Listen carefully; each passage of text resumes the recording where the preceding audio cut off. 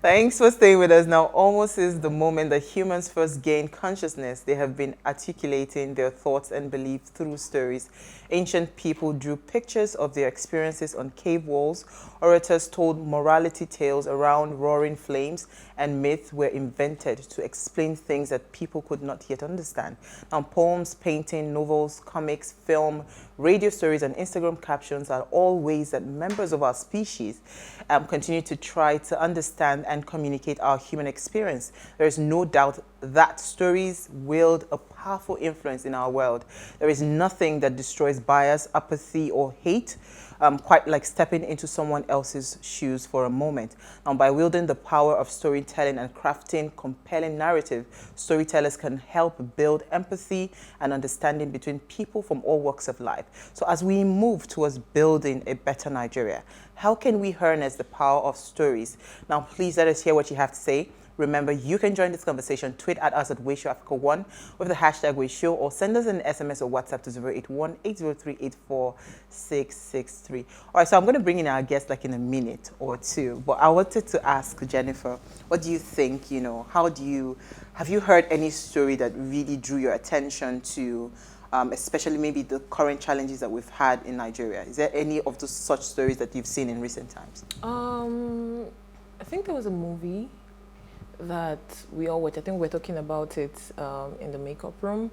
There was one about, I think it was about independence. I can't remember. Okay. Yeah, I can't remember the name of that. I can't remember the name of it. Is it 76 or October 1st? I think it was October 1st. Really? Yes. Okay. So when I watched that movie, it gave me kind of like a vivid imagination of what happened back then and how it was like. And it was very easy for me to immerse myself into that age. So I was watching it and I was very intrigued, like, oh wow, this happened and this was how so it was actually amazing. And for me, I believe that storytelling is all about capturing the imagination of people to kind of like shape the way that they think and the way they see things. And also storytelling can give people a vision for what they want to see, for what to expect, what to anticipate, that kind of thing. Well, yeah. Absolutely. Well, not about nation building though. There was one story that I watched, Dazzling Mirage, one movie that I watched.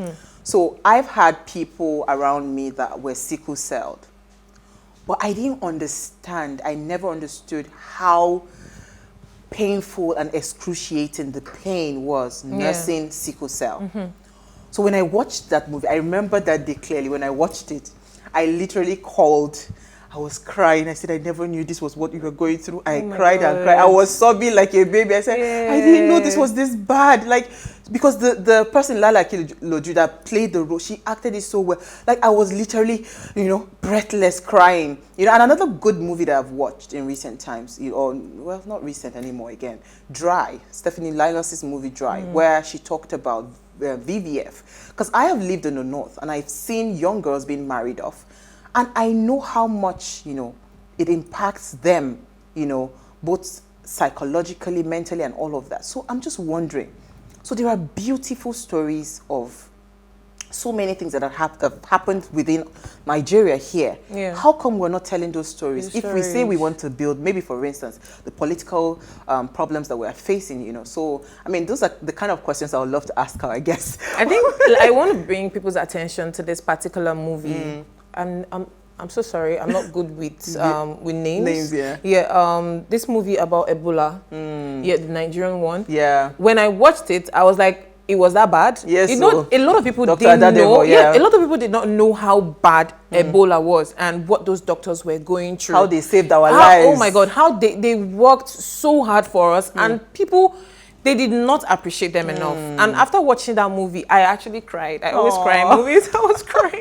I was like, wow. All right, so let me bring in happened? our guest. Femi Odugbemi is an award-winning writer, producer, director, a Nigerian documentary filmmaker, screenwriter, cinematographer, and photographer who is widely respected for his creativity and professionalism. He has worked in the Nigerian movie, motion picture industry and has created and produced several critically acclaimed entertainment programs for television and radio. And he's joined us live in studio.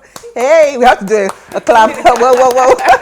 Thank you. Thank you so much. Thank you for inviting me. You know, so I just saw you nodding. You know, honestly speaking, we have been talking about Nigeria on this platform, especially our Mondays. We dedicate our Mondays to 2023, like preparing the minds of young people to what to expect for 2023. And I said something. I said, okay, where are the people telling the stories, the movies? I remember before Barack Obama ever became president in Nigeria, in America rather, they had been doing movies of the possibility of a black person emerging president of, you know, and it eventually, history was made eventually. Now, we have a vice president in the US that's, what's it called, that's female, you know, and if you look at some of the series that they do, Madam President, Madam Secretary, and all of that, it tells you that stories do paint big pictures and it leaves a lasting impression. So why are we not having enough stories in Nigerian, the television space that can help transform our political structure, our nation, you know, building a better Nigeria? Why are we not having those kind of stories? Well, well, stories are as good as a storyteller. The story is as rich as a storyteller. The stories that are told, that we are telling, are basically told to the limit of the exposure of our storytellers. And I think that's really important to say. One of the reasons why it's become important for us to focus on training is not to train people about using cameras, is for people to recognize that cameras are just tools. In the end, what kinds of story you tell reflects the level of your consciousness, the level of your exposure, the kind of future that you wish to foretell. And I think, you know, there are quite a few people in our industry who are exposed enough, who are doing a lot. Some of those films, you've mentioned them already. A lot of Nigerian youth did not know Nigeria once had a national anthem that's different from the one they grew up with. Yeah. It was October 1st. Queen of Lions movie. That showed that. You talked about 93 Days by Steve Gukas. That was a tour de force. It was powerful because it showed how Nigeria overcame Ebola, something that was only possible because one of us sacrificed her life for the country. So really, the reason stories work is because it's the only way we transmit as humans, not just ideas, but experiences. But it's also how we communicate ambition, how we actually shape the future. And unfortunately, I think because our storytellers, we have a lot of young people who are untrained in storytelling and who think that storytelling is something you just pick up. Yes, you may have the talent to tell a story, but you do need the discipline to know how stories evolve and how they impact. I remind young people all the time, you may not know it, but everything you know, everything you believe is actually a story you were told, but also the story you embraced. When Americans tell their young children that any child can become president, it's a carefully crafted story. Not every child can become a president, but if you can make every child believe its possibility, they become inspired. And I think what's missing in our storytelling spaces, and for us, the real storytelling space that's most populated is social media. And a lot of us have embraced a story that says our country is no good and that the only way is to escape it. But we talk about our disappointments, we ignore our appointment. Every country is built by generations. And it's strange to say, but the America, UK, Europe, they're very, very careful how they tell stories to their young because they create a future that inspires them. And that's really what we need to do. We're lucky. We have a very vibrant film industry. And there's a lot more for us to do. We need to actually not just believe in the country, not just talk about the country that we have now, we need to talk about the country we want. We hope for. The one we want. Hope is a very... Yeah, hope is not a strategy. It's a bit loose. But the country we want. The great thing about storytelling is there are always protagonists and antagonists. Stories create heroes. Heroes overcome things. And we need more heroes, but we need to create them. Absolutely. And we really must rely on our storytelling industries to focus more on that. Absolutely. Jennifer. So in your experience and in your opinion, what do you think are the best ways for us to tell our stories? Well, when you're telling a story, you build a world. And if that world is only one-dimensional, you narrow the experience for the viewers. The best stories are the stories that build multi-layered worlds. The truth is, there is nothing that is a single narrative. Chimamanda talked about the danger of the single story. And she said the danger of a single story is that it lacks balance. And that's really the problem in a space as big as Nigeria. We're a huge country. We've got a lot of different cultures, different experiences. And we really rely on our storytellers to help us embrace and experience those parts of our country that we may not have been. You've been in the North.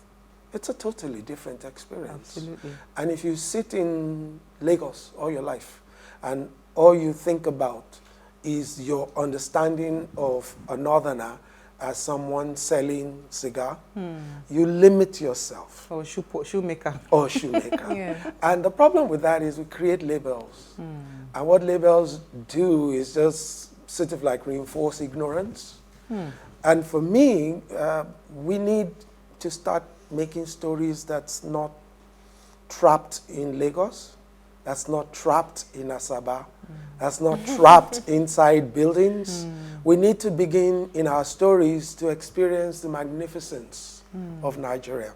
Because if you begin to go to places like Obudukato Ranch, if you begin to see the spaces, everywhere. The rivers, the hills, if you begin to experience, the deserts and the lush, countrysides when you travel by road, you begin to appreciate how much we have that we're not selling. We're not telling.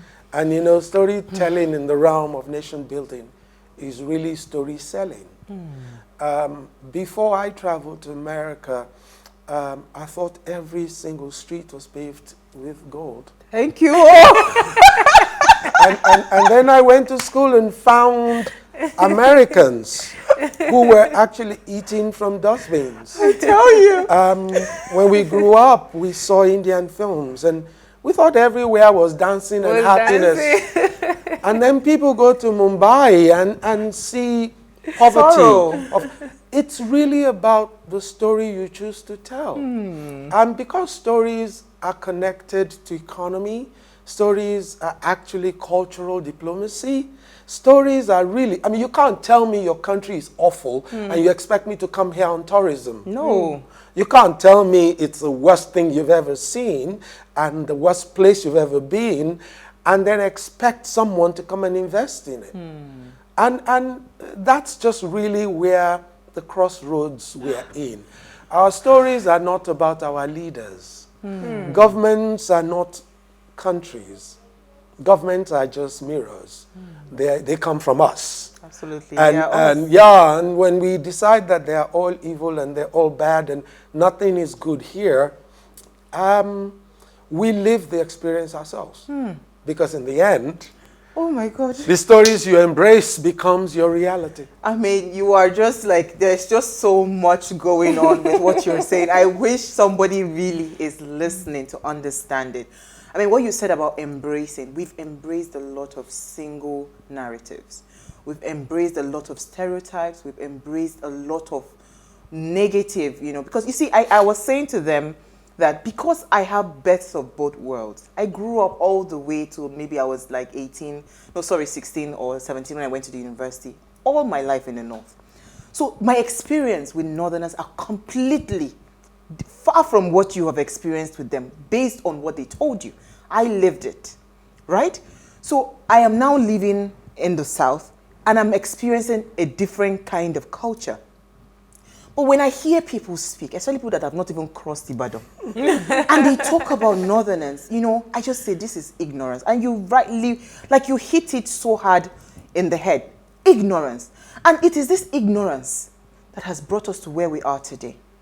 You made a mention of something. When I was having this conversation with my producer, we're talking about the topic. I was just focusing, television and TV, social media. There was something that was trending where they put a picture of when they were in Nigeria. We even talked about it. They put a picture when they were in Nigeria and they put the picture when they relocated outside the country. Yeah. When they were in Nigeria, they were looking like, these Somalian war-torn people. Then when they relocated, they were looking all lush, fresh and all of that. What narrative were we selling to the world to say this is what Nigeria is? So it's really deep. I don't even know what to say. Well, I'll tell you, 2 or 3 years ago, I was in Sheffield, the Sheffield Film Festival, and we were talking about something they described as poverty porn. There is a way in which sometimes the lazy storyteller tries to shock and awe with the worst possible images and imagery in the hope that it creates the kind of attention that says, this is so dastardly, and that's really the shock value is all the story is.